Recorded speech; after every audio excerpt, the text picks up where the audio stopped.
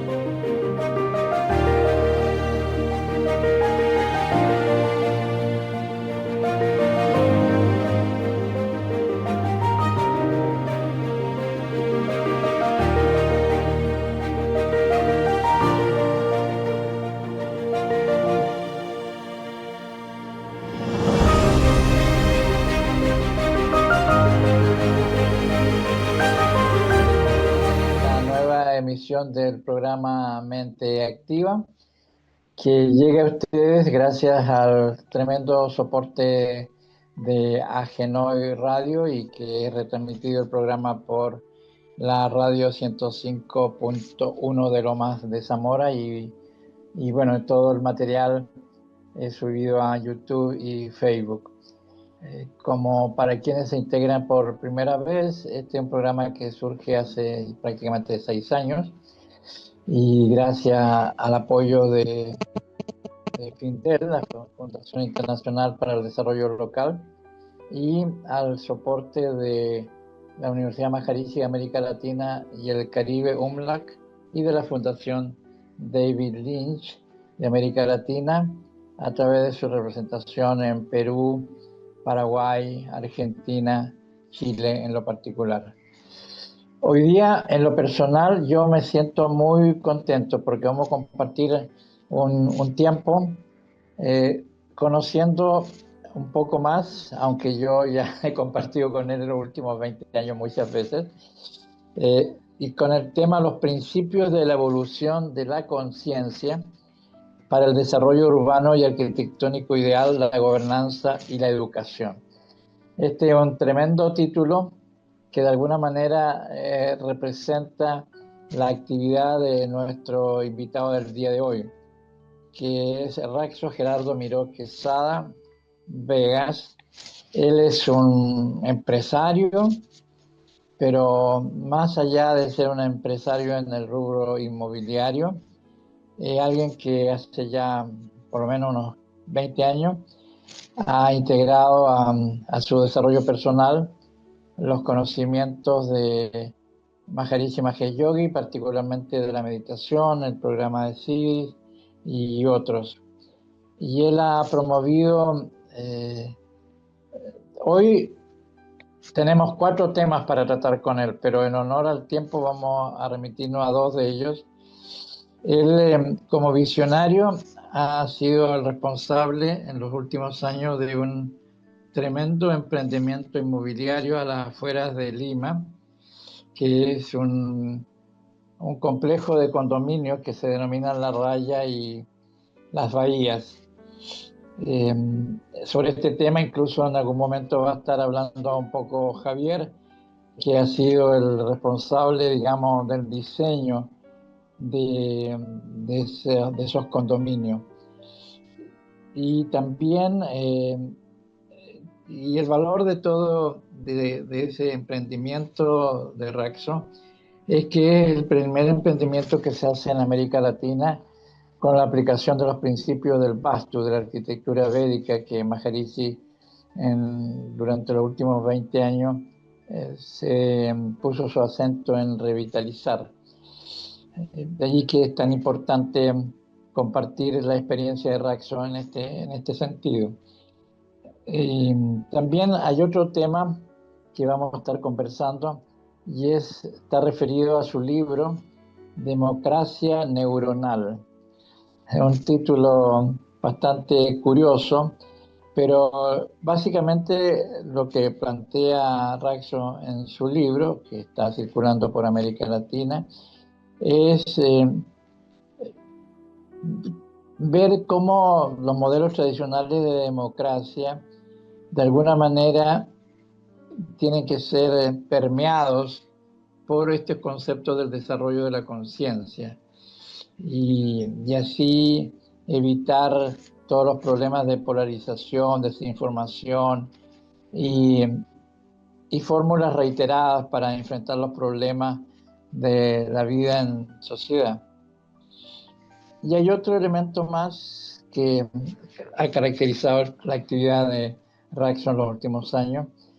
Él tiene una fundación en Perú, la Fundación Raxo, y que entre otras actividades está la promoción de la educación basada en la conciencia. Y así hay algunas iniciativas que se han desarrollado con su apoyo en algunos establecimientos educacionales del Perú. Así que tenemos un temario bastante amplio para conocer más en profundidad el aporte de un empresario, pero con un profundo compromiso social y sobre todo del desarrollo de la conciencia tanto individual como colectiva. Como siempre, nos va a acompañar el doctor Germán Martina, que es el director de los programas de salud de la UMLAC, el profesor Carl Camelia, quien es el director académico de la UMLAC, y también nos va a acompañar, esperamos que pueda entrar en algún momento, nuestro director Roberto Saldenga, el director de Ajeno Hoy Radio, y también nos va a acompañar dos queridas colegas, como es Sandra Turki, que es profesora de meditación, diseñadora responsable de la imagen gráfica de este programa, y también la psicóloga y profesora de meditación Débora Prana. Ya en la parte final nos va a acompañar la licenciada Rosa Casani, presentando otro movimiento de esta obra que hemos ido conociendo a lo largo de esta semana, sonata para piano y banzuri, de dos compositores e intérpretes argentinos como son Félix Andina y Pablo Sanguinetti. Así que les damos la bienvenida a todos y le agradecemos en particular a Raxo que se tome un tiempo para compartir con nosotros su experiencia personal con todo este acercamiento a la enseñanza de Maharishi y cómo de alguna manera él ha ido integrando en su labor profesional todos estos contenidos, tanto a través del libro como de la promoción de varios proyectos, entre ellos los proyectos inmobiliarios. Muy buenos días o muy buenas tardes, Raxo, y le damos la bienvenida a todo el equipo y le pedimos a nuestro médico Germán Martina que pueda iniciar el diálogo con Raxo. Gracias, Pedro. Bienvenido a toda la audiencia y bienvenido, Raxo. Gracias por tu tiempo. Creo que va a ser una muy fructífera interrelación entre nosotros, entre todos los participantes, porque es un aspecto muy importante del conocimiento védico, justamente el aspecto que domina Javier, que por supuesto queremos que tenga una participación también muy activa en la explicación al público de qué es esto. Pero es una iniciativa que no solamente tiene que ver con un desarrollo inmobiliario, sino tiene que ver con un aspecto de salud urbana y cómo realmente la adecuada urbanización genera un efecto de mejoría en la vida individual y social. Así que la gran pregunta que surge inmediatamente, Raxo, es ¿cómo es que tuviste esta iniciativa de generar un emprendimiento con estos principios?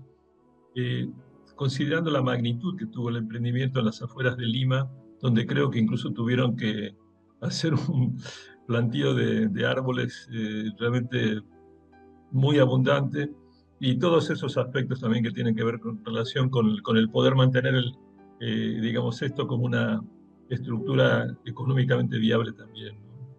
Así que bueno, son preguntas amplias.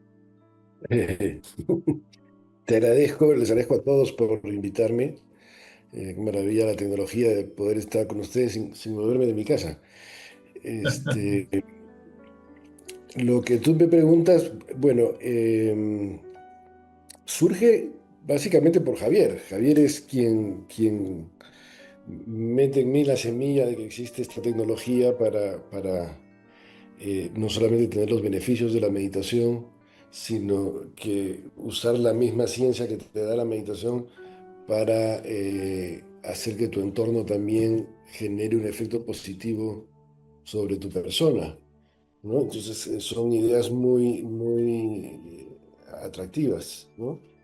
Eh, y ahí es que cuando tenemos la oportunidad de tener un terreno lo suficientemente amplio como para que esto sea una realidad, porque, digamos, mientras tienes algunos temas con el Estapaya Veda, ¿no? Que necesitas poder direccionarte en la dirección correcta, ¿no? Y no tener una influencia de los vecinos muy negativa. Entonces, digamos que un terreno amplio te permite mayor capacidad de movimiento.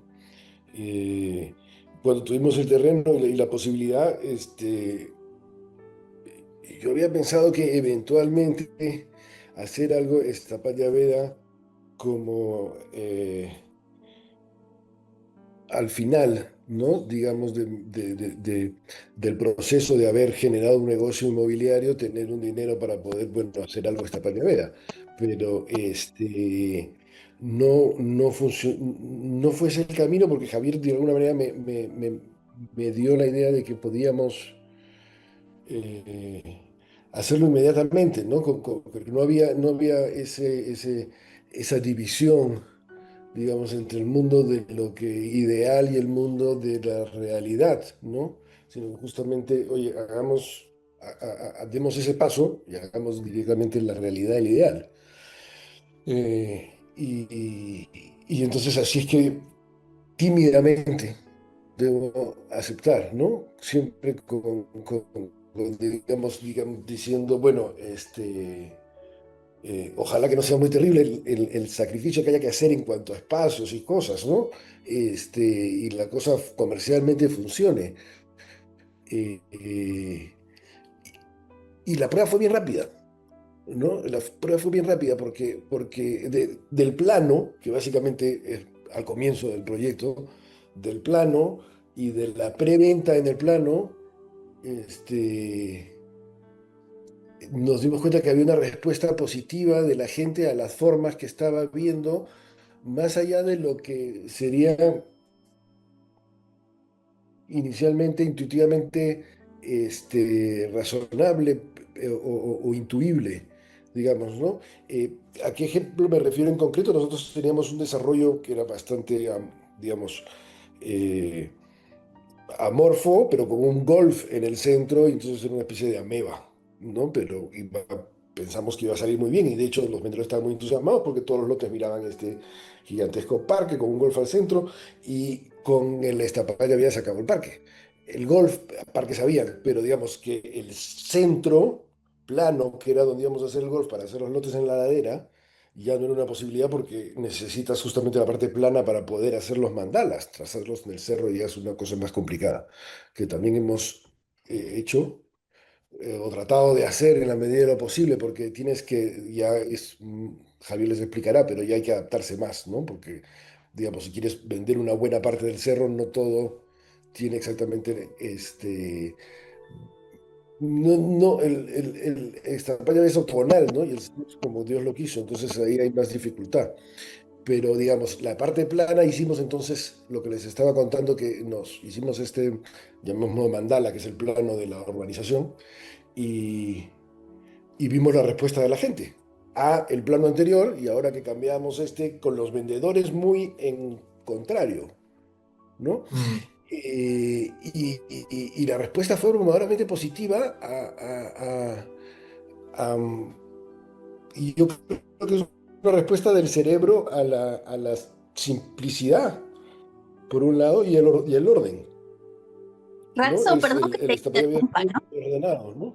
Sí. Perdón que te interrumpa, porque a mí me maravilla, digo, para mí este es un tema absolutamente nuevo y extraño, y me encanta ver cómo en esto que haces vos, que es tan amplio y tan hacia afuera, se replica lo que nos pasa, bueno, a mí como terapeuta, a los profes de meditación, como cuando uno se alinea con la ley natural, apoya, ¿no? Y se reacomoda quizás lo que teníamos pensado intelectualmente a un modo que se cumple en nuestro proyecto, pero como debe ser, con la ley natural guiándonos, ¿no? No quería perderme este comentario porque yo lo veo en los tratamientos y con mis alumnos o con mis propios proyectos, cuando uno va hacia adentro primero antes de salir a la acción, digamos, y con estos proyectos que vos armás, con esta base, tan guiada por el ser, por lo védico, cómo enseguida tuviste un apoyo y cómo todo fluyó de una manera que quizá te asombró. Sí, bueno, vimos que funcionaba, ¿no? Vimos que funcionaba. Lo que habíamos probado funcionaba y, bueno, ha venido funcionando hasta ahora en ese sentido. Eh, mm, mm, Siempre hay que lidiar pues con el entorno, ¿no? Entonces, eh, donde puedes implementar mejor el Estapaya Veda más puro, yo creo que funciona mejor. Entonces eso a veces implica buscar el terreno para el Estapaya Veda antes que poner el Estapaya Veda de terreno, ¿no? ¿no? Eh, pero bueno, esta fue nuestra experiencia. Y entonces sí, hay niveles, hay momentos en que funciona más y hay momentos en que funciona, ya no lo podemos hacer en su plenitud, ¿no? Porque como te digo, hay terrenos que no se prestan tanto, ¿no? Ya Javier les podrá hablar más de eso. No sé si he respondido a la pregunta, me he desviado por el otro camino, ¿no? No, muy bien, muy bien. Lo que pensaba riéndome un poco internamente es que todo esto te lo hizo hacer Javier con esa cara de inocente. No sabía dónde te metías, pero en realidad suele ser más gratificante de lo que uno piensa inicialmente. Pero de todas maneras, lo que sí admiramos es tu iniciativa empresaria, porque el conocimiento está y hay que tener un poco el empuje y ¿cómo diría? El arrojo, ¿no? Como para dar el primer paso a comenzar esto que me parece extraordinario, ¿no? Así que felicitaciones y digamos, quizás Javier nos puedas dar un poquito, porque tenemos una audiencia muy amplia y no quizás nadie sepa específicamente qué es Stapatya Veda, que es un término raro. Sé que sería muy interesante que quizás puedas dar estos lineamientos que engancharon con tanta fascinación a Raxo. Le hiciste comprar, no sé, cuántas hectáreas fueron en el emprendimiento. Javier, Germán, ¿tú haces perdón. eso o yo? Tú. Ah, eran Antes, 150 hectáreas. Eh, la mitad en la ladera de cerro y la otra mitad planas. Eso es la raya. ¿Y bahías? eh, quería,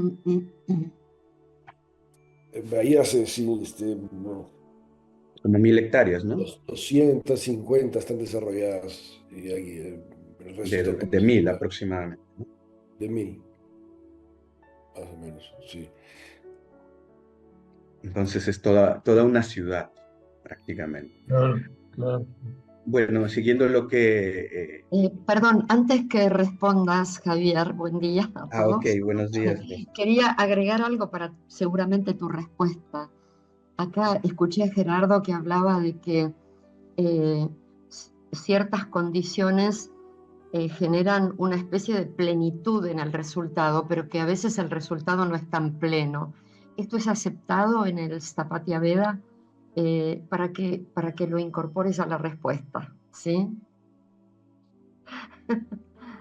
Eso Estás es, elevando la vara. Bueno, gracias Rosa, Germán y Raxo, que me está pasando todas las pelotas.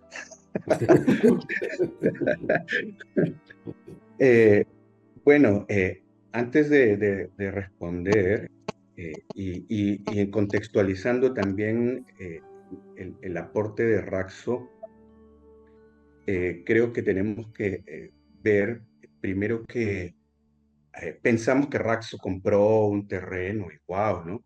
Súper millonario, ¿no? Puede comprar los terrenos para hacer ciudades de 1000 hectáreas, ¿no? Pero creo que Raxo es el ejemplo vivo de lo que Maharishi dice y él lo hace sin importar cómo, ¿no? Entonces, Raxo comenzó estos condominios hace más de 20 años sin tener nada de dinero prácticamente. Entonces, él fue lo suficientemente creativo como para en medio de un desierto. Los que conocen Lima saben que es la segunda ciudad más grande en un desierto después del Cairo, ¿no? Así que tener plantas no es fácil, ¿no? Y hacer un condominio lejos de la ciudad, en una zona no desarrollada y completamente desértica, es una aventura tremenda, ¿no? Pero además pensar que esto tenía que ser en arquitectura védica, algo que nadie conoce, ¿no? y que pueda de esa manera enganchar con la gente y venderlo y ser un negocio exitoso como lo ha sido y como lo sigue siendo, es otra situación de extrema confianza en lo que Maharishi nos dice, ¿no? Y comenzar algo sin dinero, cuando Maharishi nos dice justamente que el dinero está allí y que simplemente tenemos que ir a cogerlo, pero ¿quién de nosotros lo ha hecho? ¿No? ¿No? Entonces, Raxo lo ha hecho, ¿no? Y ha demostrado que es posible hacerlo, ¿no? Que es posible generar riqueza desde la nada, que es posible hacer un proyecto en bienestar y en beneficio de la gente y que es posible que lo védico se convierta en algo popular, aunque la gente ni siquiera sepa que es védico, ¿no? Entonces, y además Raxo pues comenzó a meditar desde los 15 años, lleva creo que alrededor de 40 años meditando, y además obviamente de ser un empresario es Purusha, ¿no? Ha estado en Purusha, en Nepal, entonces él también tiene toda una trayectoria completamente contradictoria con respecto a lo que usualmente podría ser un empresario que está allí metido en sus negocios, sino que él lo que hace es ir al ser, ¿no? Profundamente dentro de sí mismo y refugiarse en los Himalayas para desde ese silencio seguir generando riqueza. Entonces, bueno, esto como para contextualizar y espero que nos puedas decir, Raxo, cuál es la fórmula para crear dinero desde cero, que es lo que Maharishi nos pidió a todos y que tú lo has hecho, ¿no? Entonces es algo que es un buen ejemplo para que podamos aprender esa fórmula del éxito, ¿no? Aquí la audiencia está con las antenas altamente abiertas, ¿eh? Sí, y Javier, a propósito de esto, no sé si tiene a mano algún plano o alguna fotografía de esos desarrollos que ya, como tú dices, si podemos tiene más de compartir 20 años. pantalla, yo puedo ir mostrando algo de eso. Sí. Pero Creo que eso es secundario, Pedro, lo que queremos es la fórmula. Pero es que las fotografías van a reforzar el éxito de la fórmula. Y recuerdo, además, para reforzar el punto de la fórmula, que Raxo, antes de comenzar ninguno de estos proyectos, vino conmigo, ¿no? Justamente es ahí cuando empezamos a hablar de cómo aplicar el Stapatya Veda, para decirme que yo invierta en el condominio. O sea, él quería que yo fuera uno de sus socios, ¿no? Y en ese momento yo acababa de comprar la casa que ahora es el centro de meditación y estaba sin dinero, ¿no? Y entonces él estaba justamente buscando, aunque sea 5, 10 mil, 20 mil dólares, para poder comenzar con un negocio que ha generado decenas de millones de dólares. Entonces, mientras Raxo nos va contando la fórmula, yo voy a ir empezando a duplicar la pantalla. Muy bien, no perdemos el tiempo aquí en este programa, ¿eh? Aquí salimos todos millonarios. Pedro, no puedo compartir pantalla si por favor pides Ah, que... perdón. Sí, perdón, Ahí, perdón. Te tengo que habilitar, perdón. Ya, ok. Bueno, Raxo, te esperamos. Bueno, yo había escrito, reflexionado al respecto. Había una fórmula y eso es lo bueno, que creo que está escrito. Lo malo es que ya me olvidé si había una fórmula, cuál era la fórmula. eres poco generoso, Raxo. Eres Tengo que poco volver a generoso. pensarla, tengo que volver a pensarla, pero no es imposible.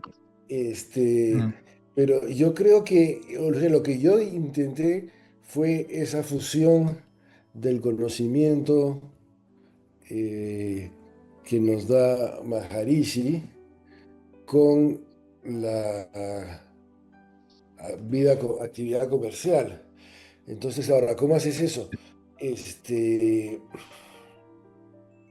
Maharishi da la fórmula un poco en este libro que es La ciencia del ser, ¿no? Él dice, por ejemplo, hay cosas que además se repiten en otras, en religiones y en otros libros sabios, que es que la acción sea para el beneficio de todos los involucrados, Claro, ¿no? Eso ya es un cambio de timón, de giro de tu barco empresarial o de lo que estés comercialmente hablando, porque no es intuitivo inicialmente desde un punto de vista capitalista. Eh, pero tiene toda la razón. Y como ese tiene un montón de otras fórmulas, ¿no? Eh, el hecho de que priorices lo más espiritual primero, ¿no? Ahora, ¿cómo lo vas llevando a la práctica? Pero son temas que yo no te digo que soy un muy mal practicante, pero igual me ha funcionado, en el sentido de que me olvido, ¿no? Por momentos te olvidas y, por ejemplo, entran otros factores, la ambición, por ejemplo. La ambición puede llevarte a desviarte del principio de actuar para el beneficio de todos los involucrados, porque tú dices, bueno, pero yo quiero ganar más, ¿no? Entonces, eh, en una actividad comercial, claramente ahí hay una bifurcación, ¿no? Entonces, eh, lo que dice Maharishi funciona porque estás en concordancia con el entorno, ¿no? Con la ley natural. Eso ayuda mucho. Entonces, si puedes hacer que tu actividad comercial se guíe por ese principio, y esté en sintonía con eso, la cosa funciona. Hay un dicho, creo que en el budismo, que a mí me impactó mucho, que dice algo así como, si trabajas para tu beneficio, compites con todos los demás. Si trabajas para el beneficio de todos los seres, todos te apoyan. Tienes el apoyo ¿no? El apoyo de todos los seres, el apoyo de la naturaleza. Entonces, eh, tienes que pensar que hay una diferencia de resultado entre competir con todos los demás y que todos los demás te apoyen, ¿no? Y entonces, eso es un principio de lo que Maharishi está diciendo y cosas como esas son las que puedes aplicar en tus principios empresariales también. Y yo lo menciono porque me olvido, ¿no? Porque me olvido y cuando te olvidas, las cosas empiezan a no ir tan bien, ¿no? Y es eso lo que me hace acordarme de que, oye, ¿y por qué no me está yendo bien? Y es que te das cuenta que te has desviado de ese principio, digamos, de que Raxo, creo que ya nos estás diciendo dos fórmulas muy importantes que además tú los has derivado, como bien has dicho, de lo que dice Maharishi. En primer lugar, buscar lo más alto primero, y lo que has buscado justamente es la conciencia, no solamente para ti, en tu crecimiento personal, sino la conciencia en el crecimiento personal de todos, utilizando no solo el Estapatya Veda, sino inclusive promoviendo que personas que adquirieran los lotes y los diseños, que no son ni siquiera meditadores, tuvieran becas a través de las cuales el lote incluía, ¿no?, para que aprendieran a meditar. Y segundo, dejarlo ir. Es decir, pones el deseo y te olvidas, ¿no? Que es la fórmula de los siddhis. Seguramente Pedro nos podría profundizar en eso. Pones el deseo y lo dejas ir. Y si estás demasiado pendiente en eso, pues nada ocurre. Pero tú pones el deseo y lo dejas ir. Entonces son dos fórmulas que creo que pueden resumir lo que te estábamos pidiendo, ¿no? La fórmula del dinero, de la riqueza, de la prosperidad y del éxito. Entonces, estamos viendo unos slides, y este específicamente es la casa de Raxo, que fue la primera que se construyó en el primer condominio que él hizo, porque él ha hecho varios condominios, ¿no? Y es una casa que sigue los principios del Vastu, de la arquitectura védica, Maharishi, ¿no? Y que además acaba de ser publicado un estudio de las dos primeras casas que se hicieron en Destapatya Veda en Perú. La primera es justamente la de Raxo, y la segunda la de su socio Ricardo Valderrama, en otro lugar, en otro condominio, ¿no?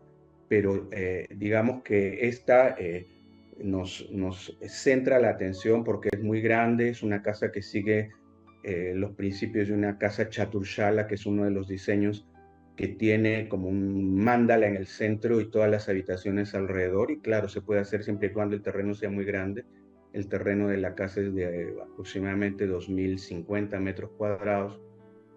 La casa aproximadamente tiene 600 metros cuadrados, ¿no? Y acaba de ser publicado un estudio en una de las revistas más importantes del mundo en cuanto a divulgación de conocimiento arquitectónico, que es el Journal of Architecture and Urbanism. Ha sido publicado hace unas 3-4 semanas nada más, este estudio que alcanza el mundo académico más alto en la esfera de la arquitectura y el urbanismo en todo el mundo. Así que esto muestra el nivel de importancia que está empezando a adquirir la arquitectura védica por los esfuerzos, obviamente, de todos los arquitectos védicos en el mundo, pero y sobre todo también por este emprendimiento que en América Latina es único y quizá es uno de los emprendimientos con arquitectura védica más grandes del mundo, además de los que hay en India, ¿no? Entonces, Raxo, ¿quisieras comentar algo sobre tu casa ahora que estamos viendo el plano? Que además se ha Incluso llamado... Rafael, Javier te diría que si pudieras recapitular algunos de los slides, estaba un plano general, después hay varios prototipos de las construcciones que allí se han hecho, además de esta que se está mostrando de la casa de Raxo. Sí, vamos a ver, lo primero que estábamos viendo es este es ya un plano aéreo de hace varios años, ¿no? Cuando esto era un desierto, y se hizo el trazado del condominio, ¿no? Que sigue todos los principios del Vastu. El Vastu no solamente tiene que ver con el diseño arquitectónico, sino, y ojalá todos pudiéramos tener una casa en un condominio Vastu, ¿no? Porque la ciudad védica nos abraza, no solamente tenemos la casa, sino el abrazo de nuestro entorno, ¿no? Y los principios fundamentales son similares a los de las casas, es decir, la orientación perfecta hacia el este o hacia el norte de los planos de las viviendas o de los lotes. En este caso, no recuerdo cuántos lotes son, creo que son 450 lotes en todo el condominio. que tiene como 300 hectáreas o algo así, ¿no? Y como decía, este es el primer trazado, ¿no? Entonces, que sigue los ejes exactos del este, oeste, norte y sur. Y los ingresos, para que sean auspiciosos, tienen que ser en esas direcciones, ¿no? Esta es una visión en 3D de lo que es ese condominio, ¿no? Y esta es una vista en planta de la lotización inicial, a pesar que teníamos cerros a los lados, ¿no? Áridos, pues en ellos también se ubicaron lotes en donde se podía, ¿no? Que siguieran los ejes de la orientación correcta. Entonces, la orientación es el principal o el primer principio. El segundo principio lo ven también en la diagramación, que son estas especies de centros a los cuales se les llama el Brahmastán, ¿no? Entonces, cada condominio debe tener un centro, que es una especie de corazón, que replica los centros que encontramos en todo en el universo, el centro en una flor, el centro del sistema solar, el centro de la galaxia. Todo en el universo está organizado alrededor de centros, y ese centro en las casas se llama el Brahmastán, el lugar en el que se ubica la totalidad de la ley natural, ¿no? Y en los condominios igualmente, en esas especies de plazas centrales, ¿no? Que hemos tenido en nosotros también en nuestras casas coloniales, que tenían un patio en el centro y las habitaciones alrededor, y en la organización de las ciudades también españolas, que tenían la plaza central y el palacio y todo alrededor. ¿Por qué sucede esto? Porque España fue invadida por los musulmanes, y los musulmanes invadieron la India y se apropiaron de estos principios hace algunos siglos, ¿no? Entonces aquí en América Latina los tenemos o los hemos tenido, pues se olvidaron hace 100 o 150 años, y se están recuperando a través de estos principios, y en los cuales también hemos tenido algunos diseños de casas básicas, ¿no? Que luego pues se han ido modificando, ¿no? Este es un diseño de casa básica. Con este diseño se hizo la casa de Ricardo Valderrama en Pachacamac. Este es otro diseño básico, y este es otro diseño básico. Y este es el diseño del cual partió la casa de Raxo, que es una casa chaturshala, que es la que tiene un centro, una especie de plaza central, y las habitaciones alrededor, y que se puede hacer usualmente cuando una casa es bastante grande. Entonces, Entonces queda muy claro viendo esto, porque hay gente que escucha y no puede ver esto tan bello.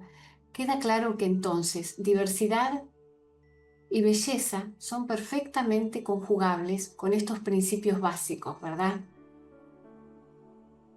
Así es, así es. Y quisiera ahora, con este resumen breve, y no quisiera dejar pasar la pregunta de Rosa, ¿no? Que si es que hay como niveles de esta Patya Veda, ¿no? O sea, sí, definitivamente. O sea, la arquitectura védica, para que sea perfecta, nos exige increíble cantidad de detalles, y encontrar un terreno o un lugar perfectamente ideal no siempre es fácil en nuestra América Latina, especialmente en países como Perú, Chile, que tienen el océano hacia el oeste, que es una de los puntos, ¿no? Los cuerpos de agua no deberían estar hacia el oeste en una cantidad determinada de kilómetros. El sol no debería llegar al terreno después de los primeros 12 o 15 minutos, lo cual, por supuesto, si tenemos la cordillera de los Andes hacia el este, es bastante difícil. Pero a pesar de todo eso, ¿no? Y con todos esos puntos en contra, además, ¿no? Se logró hacer este condominio siguiendo la mayor parte de los puntos y principios de la arquitectura védica. Entonces quisiera pasarle la palabra ahora a Raxo para complementar todo esto ahora que estamos viendo el plano de su casa. Quizá no sé si lo ve el mismo Raxo, pero bueno, ¿quién mejor que tú conoce tu casa?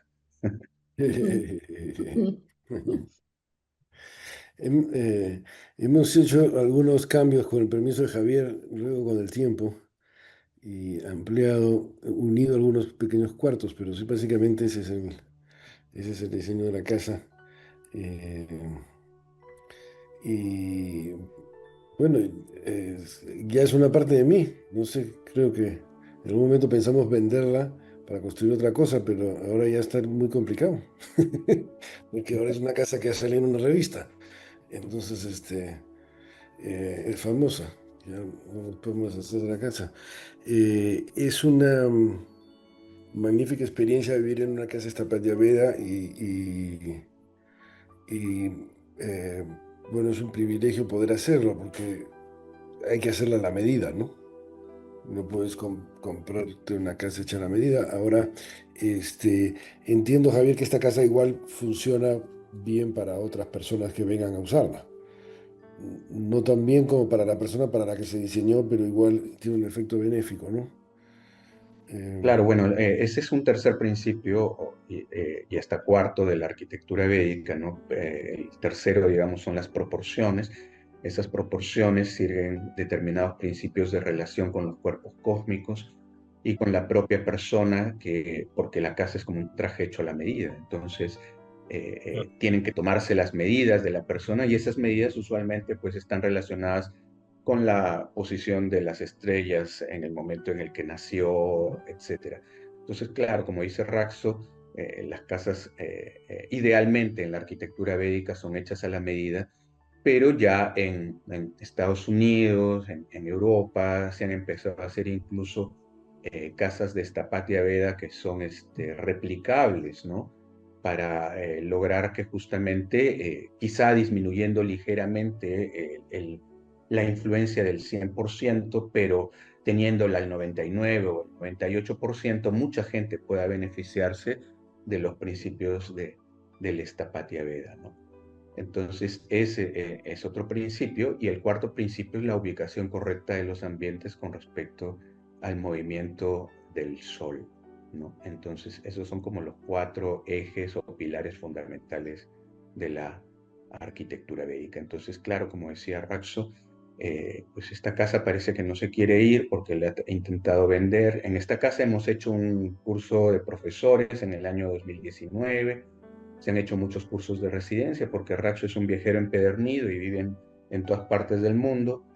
Entonces, mientras él está viajando por todo el mundo, la casa se usa para hacer cursos de residencia, o se ha hecho un TTC. Se pretende que en algún momento pues, sea una casa para Purusha o para Madre Divina, ¿no? Porque, claro, la casa quiere permanecer con Raxo dándole influencias positivas de la ley natural. En este punto, porque también estamos un poco esclavizados por el tiempo, como nos dice siempre Pedro, sería interesante abordar, y creo que queda, digamos, tela para cortar acá para varios programas, pero en principio abordar el tema de tu libro, Raxo, me parece muy importante para que el público pueda saber que tiene también una base teórica basada en tu experiencia. Creo que es muy importante tu testimonio. Y antes de eso, Germán, yo quería volver a la motivación inicial que tuvimos al pensar en Raxo para esta conversación, porque hay que reiterar la trascendencia que tiene el que podamos hoy día asistir a través de Slide lo que ha sido este proyecto que tiene ya unos 20 años de desarrollo, donde de hecho hay gente que está viviendo, hay gente que ha construido y otros que van a construir sus casas en ese condominio. Incluso un proyecto que tiene un profundo sentido ecológico, porque estamos hablando de una zona desértica donde se han plantado miles de árboles y arbustos que le han ido cambiando el perfil y de alguna manera, cuando hoy día se habla de el cambio climático, toda esta arborización ha contribuido a crear un espacio distinto. Entonces, la idea que hemos tenido al invitar a Raxo es que la gente sepa que hay principios de arquitectura tradicionales, védicos, y que hay experiencias. En el caso de América Latina, esta es la única experiencia de esta extensión que incluso ya está siendo registrada en una publicación de arquitectura internacional. Hay en Estados Unidos y en Europa iniciativas de menor envergadura, pero no de menor importancia, en la cual se están aplicando estos principios de la arquitectura védica. De hecho, en el propio campus de la Universidad Maharishi en Holanda, en Vlodrop, hay toda también una concepción distinta de crear un espacio habitacional para cobijar a cientos de personas, con diferentes edificios y estructuras que recogen estos principios. Así que realmente como dijo Germán, esto es para varios programas, pero hoy día tenemos el primero y seguramente más adelante vamos a tener otros. Pero como yo quería recoger la iniciativa de Germán de volver a este otro tema que nos presenta Raxo, como es su libro y la relación entre la democracia y las neuronas, que es un tema apasionante cuando hoy día todos los regímenes políticos están en controversia, porque pareciera que ninguno da respuesta a las necesidades de la gente, pero ahí surge esta propuesta de Raxo de integrar de alguna manera el funcionamiento del cerebro en la gestión de la gobernanza. Les explico un poco de qué se trata el tema de la democracia neuronal. La reflexión inicial viene sobre la base de pensar cómo la tecnología nos ha permitido cambiar muchos aspectos de nuestra vida y sin embargo en la forma como nos gobernamos fue fijada más o menos por 1800 y no se ha adaptado a la tecnología, ¿no?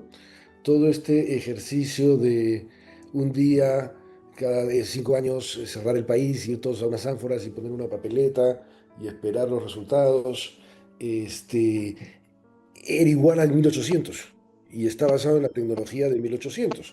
De hecho, la cantidad de gente que hay en un Senado o en un Congreso tiene que ver con la amplitud que le puedes dar al cuarto y cuánta gente puedes meter adentro, ¿no? Entonces, con la nueva tecnología, esto puede cambiar, ¿no? Si digitalizamos la forma como, digamos, usando un aplicativo como un smartphone, por ejemplo, podemos mover dinero, que es lo que la sociedad más celosamente custodia. Nadie se pregunta si está seguro tu dinero en el banco cuando lo mueves con el aplicativo, pero hay este mito de que la votación electrónica es insegura porque se basa en unos cajeros gigantescos que son una especie de robot que lo tienes que llevar a una sala una vez cada tanto tiempo y te emiten unas papeletas. Y básicamente es una digitalización que no ha hecho más que volver digital lo que ya era físico, pero no ha generado ninguna mejora.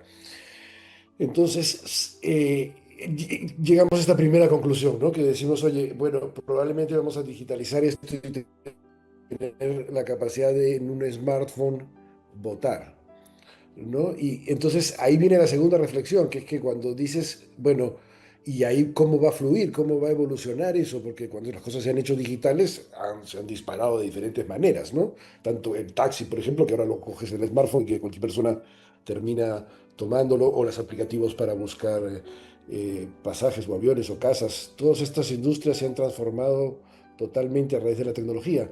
Si las elecciones pasan a ser digitales, no necesariamente tienes que regirte bajo esas normas que nos impusieron en 1800 porque eran los límites de la tecnología posible, ¿no? Si tú en cada momento en el celular puedes decidir, pues te pueden consultar un montón de otras cosas, ¿no? Podrías querer sacar un ministro o poner un ministro. El flujo de información entre la conciencia de las personas gobernadas y los gobernantes ese intercambio de información puede aumentar considerablemente. Y entonces aparecen una serie de posibilidades y nosotros exploramos la posibilidad de organizarlo como se organizan las neuronas, ¿no?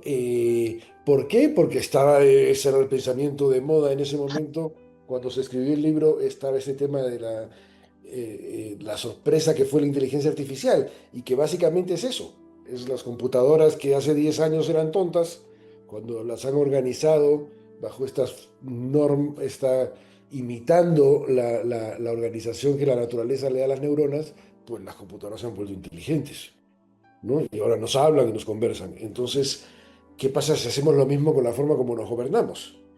¿No? Y pasamos de esta especie de embudo en que 20 o 30 millones decide a una persona y esa persona decide todo, a tener una red neuronal, tal cual como se organizan las neuronas y tal cual como se ha organizado la inteligencia artificial. Y que puede aparecer de nuestra conciencia colectiva si realmente se puede expresar de esa manera y tener los mecanismos de control que están incorporados en el pensamiento neuronal, porque lo que hace la red neuronal es que a todo nivel, en esta especie de jerarquía de neuronas que se conectan, pues la información está permanentemente subiendo y bajando, ¿no? Eh, por lo tanto, me gusta, no me gusta, o me voy para la izquierda, para la derecha, o voto por otro.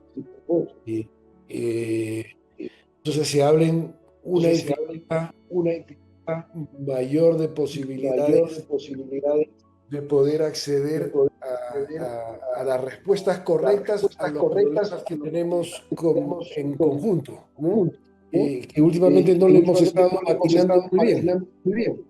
Entre otras cosas, los problemas,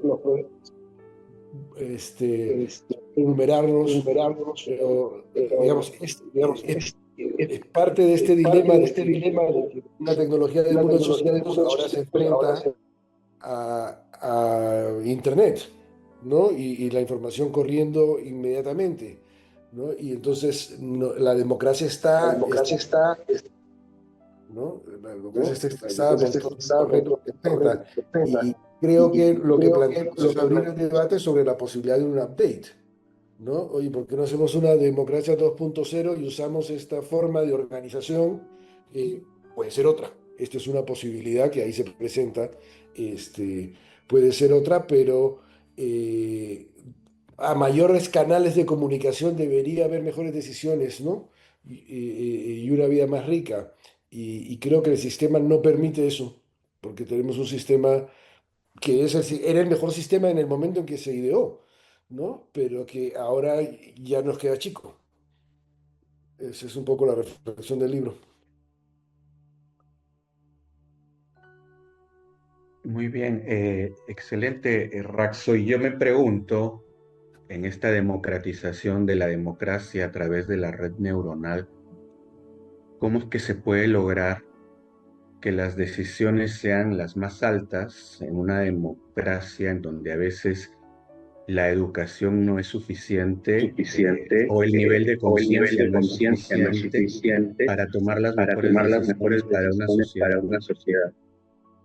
Y yo agregaría algo más, Javier, en función del tiempo que nos va quedando, que toda esta propuesta que tú haces, Raxo, es realmente desafiante y debería ser una materia que sea abordada en un espacio universitario. Y estoy pensando en nuestro director académico de la UMLA que nos está acompañando hoy, como es el profesor Carl Camelia, que creo que esta propuesta que tú haces debe estimular su inquieto espíritu intelectual.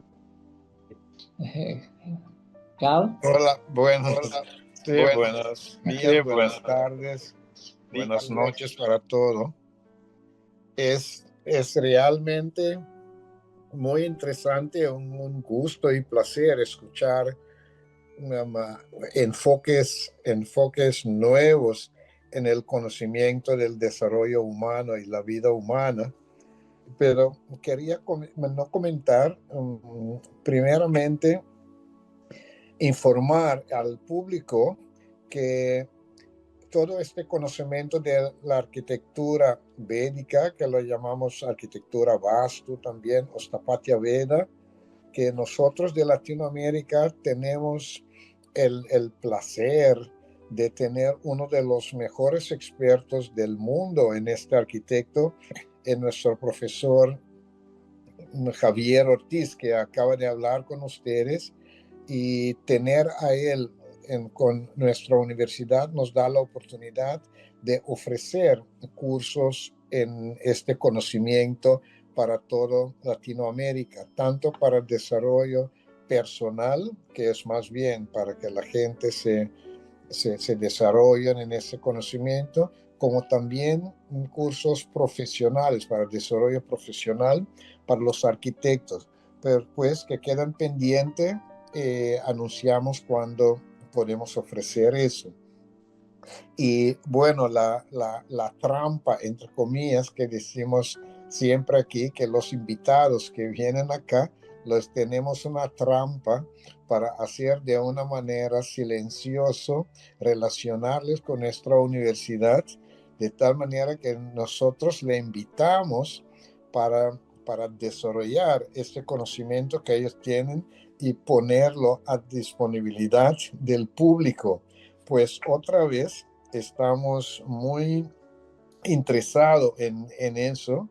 Empezamos a buscar el libro de usted y así tomar nota del conocimiento y hacerlo en un currículo de un curso, un diplomado, certificados. Somos muy buenos en eso, tomar conocimiento y hacer diplomados de eso. Pues sería un gusto trabajar con usted. También somos muy buenos a enrolar. Somos muy buenos a enrolar a traición a nuestros invitados. A traición en el sentido inadvertidamente. Pero me parece muy interesante el planteo, pero aparte viniendo de alguien que ha puesto en práctica esto, que es realmente una fórmula exitosa para generar mejor calidad de vida. El punto que me impactó, Raxo, más que cualquiera, es cómo un empresario debe tener la idea de hacer el bien para los demás, no solamente pensar en su bolsillo. Y es la mejor ganancia, y que aparte asegura ganancia de verdad, ¿no? Que asegura el bolsillo, pero asegura el bienestar de todos aquellos que participan de este proyecto. En realidad el emprendedor justamente es esto, ¿no? Es una punta de lanza que debe traer lo mejor para el entorno y por supuesto para los seres humanos que lo constituyen, y creo que tu caso es un ejemplo.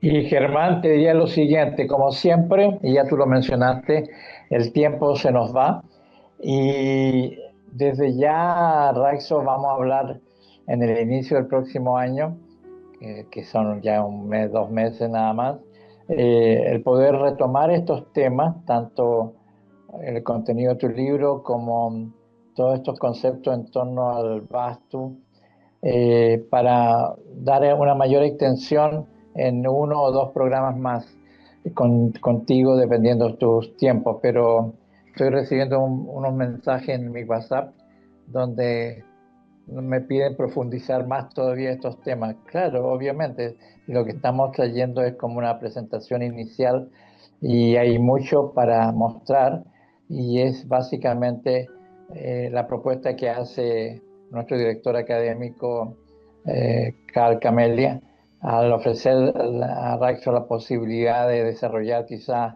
algún taller, algún curso con los conceptos que están contenidos en su libro.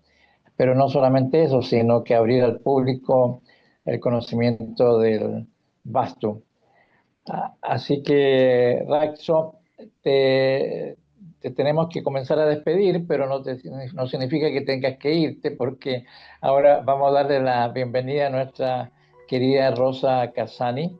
Pedro, un segundo nada más para que Raxo, por favor, nos diga dónde está disponible su libro. ¿Está en Amazon? ¿Dónde las personas lo pueden conseguir?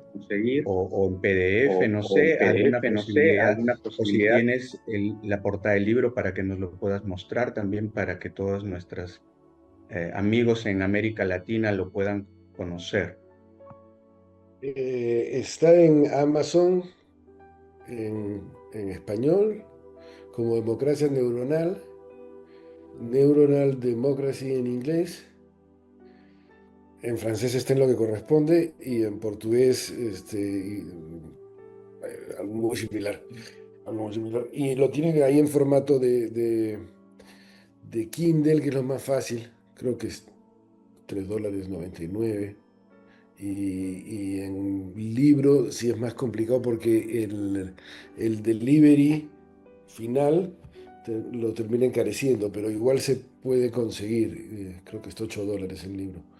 Eh, y hay una página donde de repente se resume un poco estos conceptos, que es democracianeuronal.com en español, donde también está el link para ir a la página de Amazon.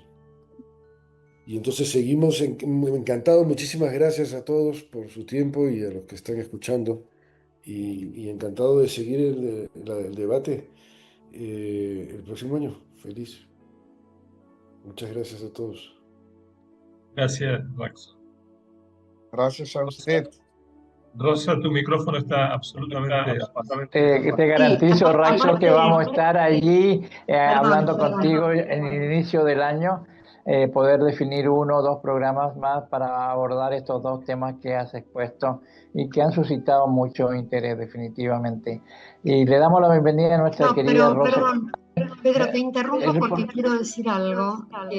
Tenía el micrófono, apagado.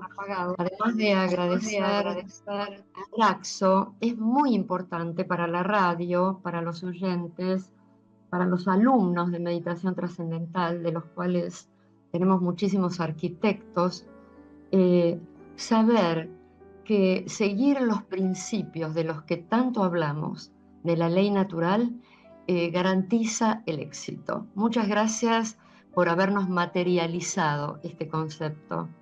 Gracias, Raxo. Gracias. Muy bien, Rosy. Vamos con la presentación de este movimiento, de esta sonata, de esta obra de nuestros amigos Pablo Sanguinetti y Félix Andina. Bueno, como si, esta vez, una vez más, vamos a presentar a Pablo Sanguinetti y Félix Andina en el segundo movimiento de esta inefable sonata para piano y Bansuri, realmente muy, muy bella. Así que bueno, los invitamos a continuar con ellos.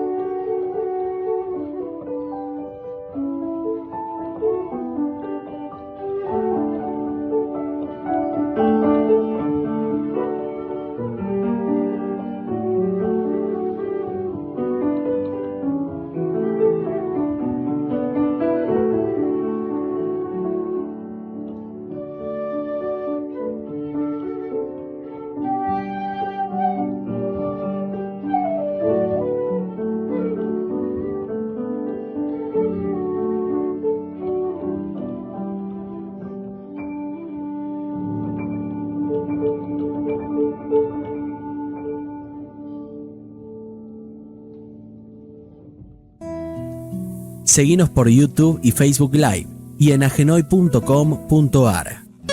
En todo el mundo, Mente Activa, un encuentro para desarrollar el potencial que hay en tu interior.